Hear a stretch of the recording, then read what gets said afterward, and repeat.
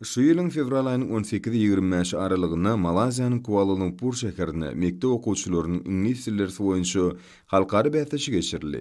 Halkara bähdeşige dünýäniň 50 döwletinden 1000den gowrak okuwçy gatnaşdy. Okuwçylar kiçi, orta we uly ýaş toporlaryny 6 ugur boýunça bähdeşdiler.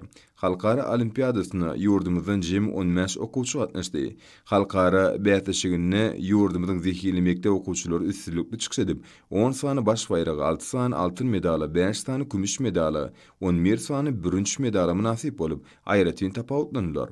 Mekdep okuwçylarynyň bu awraýly halkara bähdeşigine üstünlikli çykyş etmekleri, hormatly prezident bilen kemne kahraman arkadamyň ýaş nesil bardaky ýygyderli aladalarynyň hemme tarapdan bilimli, watansöýçi ýaşlary terbiýelep yetişdirmäge berýän ünsütleriniň pähim paýhas ummany, magtumul Prag ýylyna gadyrlan nowatdaky netijelerdir. Munyň üçin ýurdumyň ýaşlary hormatly prezident bilen kemne kahraman arkadamyda hoşallyklaryny beýan edýärler.